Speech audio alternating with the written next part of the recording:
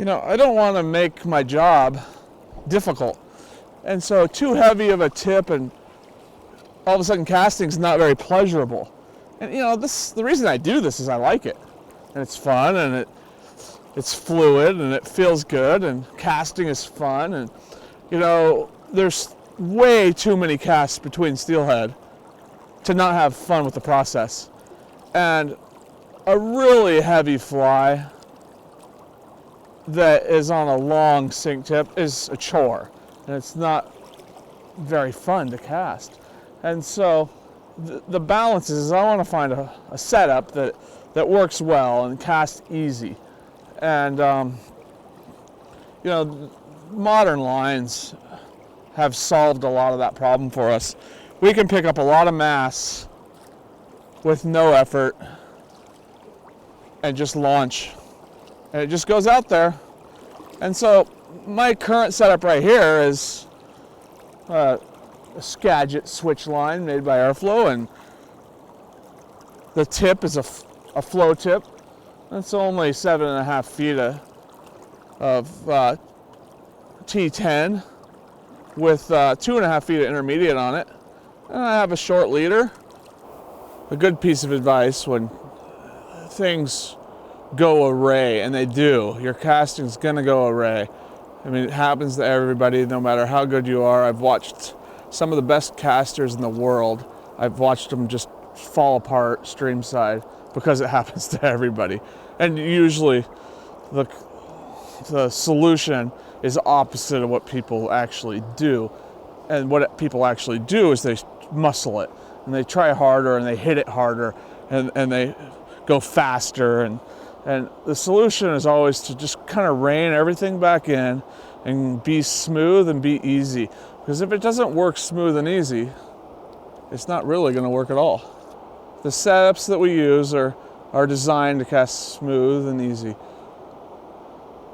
And so it's just man nature that when everything's not working right, we try to muscle it. We try to hammer it harder. It doesn't work. It makes us fall apart even more. There's a ton of different things that you can do to lose tension. And if you lose tension, you lose your cast. It won't work anymore. And so, even though you must lift into your back cast, if you dip into it, you can lose tension. One of the most critical things that I see is that people tend to forget to use a slow, and that's the key word, slow, acceleration. And so you truly want to go 1 RPM, 2 RPM, 3 RPMs, 4 RPMs. And that constant slow acceleration makes the cast load up even more, and then when you release it, it is ready to just bounce out there.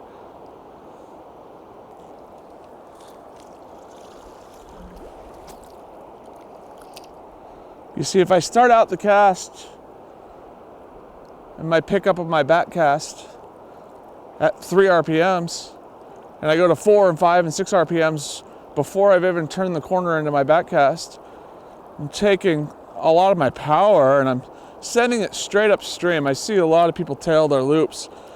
But these short lines in winter fishing, if you start out too quick, you have to accelerate, and then you're gonna dissipate energy. I don't know if you can see what's happening here, but I'm just gonna give you one example right here. If you can see my line. If I go too fast right here, you see I've sent all that energy straight upstream. So when I turn the corner and try to cast that way, it wants to bounce back down on me.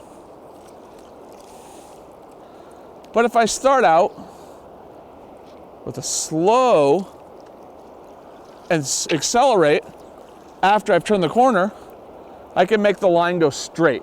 I can't stress how important it is to just turn over that fly in a nice straight line. It starts fishing instantly. I can get grabbed right there, no problem.